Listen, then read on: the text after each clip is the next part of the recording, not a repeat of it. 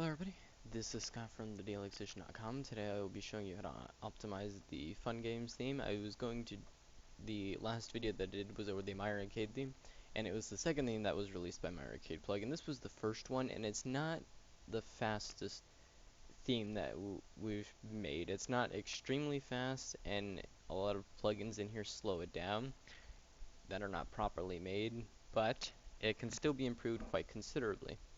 It gets a solid B rating without something like Cloudflare, and it has a 3.4-second load time, which is pretty good considering the server location, and it's overall it's just kind of rather slow in certain parts, and just typically server response time. It's a really cheap hosting for it, but it gets the point across. Where we're going to be using basically the same exact tools as we did with MyArcade theme. You're first going to want to go in and you're going to have W3 total cache. The settings are nearly identical to what we were using. You're going to go to the general settings menu, and we're only going to be using two things. We will be using the page cache, and we will be using the browser cache. And if you have a CDN, of course you can set it up through the plugin, and so on and so forth. Since this is a shared host, you'll remember to always activate disk enhanced and to always use the browser caching settings. So we're going to go into the page cache settings real quick, and we're going to make sure everything's okay. You cache the front page, the feed, site categories, tags, and comments. It's not cached for logged in users. Typically, this should be set here. I don't know why it wasn't. Probably a little error from my part. And the rest of the settings can pretty much be default. The only thing that you should make sure is that the cache preload is automatically set. Automatically prime the page cache. You can typically use the default settings, and make sure that you preload the post cache upon publish events. Click Save Settings. Then we're going to go into the browser cache settings.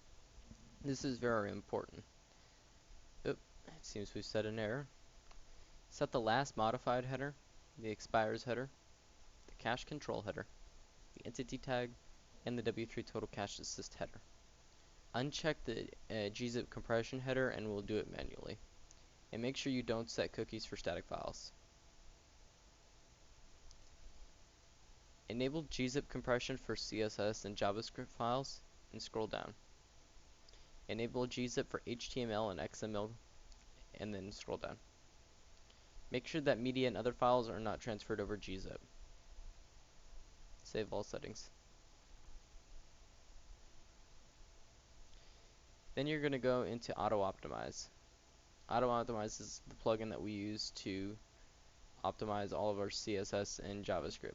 The great thing about our themes is none of them will spit out errors or caching issues with Auto Optimize, so you can be safe to use the default settings. And optimize the CSS code and generate data URIs for images. Optimize JavaScript code and optimize the HTML code. If a script is breaking, you can try adding the try-catch wrapping. I typically never had a use for this, but in some cases you might need it. Make sure you save your changes. Then you're going to go into EU Image Optimizer. In EU Image Optimizer, you need to make sure that you have the following settings. Remove metadata. This will remove all the useless information that's typically received from computers or cameras.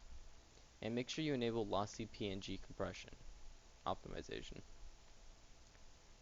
Make sure you have the scheduled optimization. This will automatically compress all the photos that are uploaded into the thumbnails folder. This is great for this plugin, and it was added by the creator of the Image Optimizer. From here, you should basically be done. Another good habit is to always clean up your database. I use Wordpress Suite for this. While it's not actually going to improve your performance, it helps keep the website light. Typically, you can skip most of these other settings. When it's done, the database will have been swept and optimized, which should reduce some overhead, which will in turn make the databases faster. Or querying them would be faster. Okay, now that that's done, we'll check our installed plugins and make sure everything is up to date. You can always keep your plugins up to date, as this can sometimes lead to better performance. It seems that we're missing one, so we'll go ahead and update it. The WordPress core is also out of date on this installation, but I'm going to leave it because there's no real reason for us to update it at this point.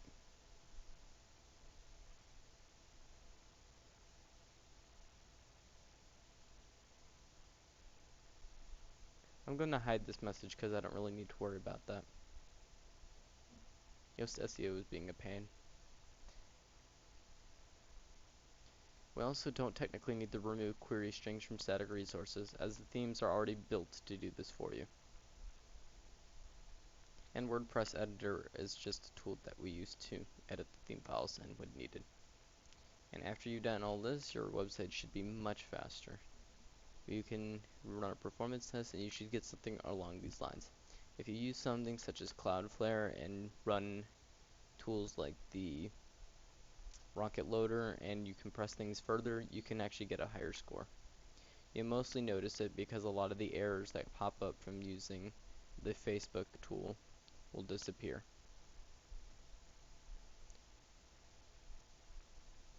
There's a lot of issues with the Facebook tool, which was created by WordPress MU Dev, which I'm not really a fan of.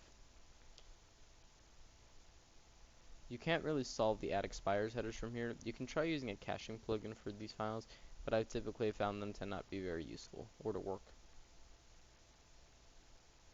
Sometimes your CDN won't pick up certain files, in which case you'll need to change them. As you can see, some of my files were not being picked up. So we'll check the W3 total cache settings. If you use something like Cloudflare, it'll automatically do this.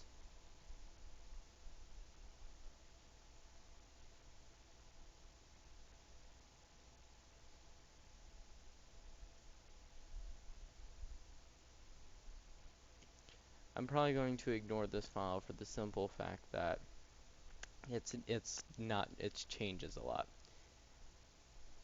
But I can also add it into the auto optimize folder if I wish. I will leave it though.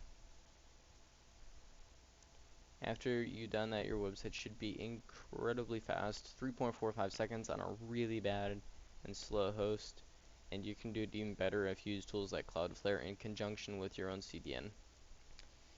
Thank you very much for watching. Please stay tuned for the next video. If you have any questions, comments, or concerns, put them in the comment section below, and I'll make sure to answer them. Thank you very much for watching, and goodbye.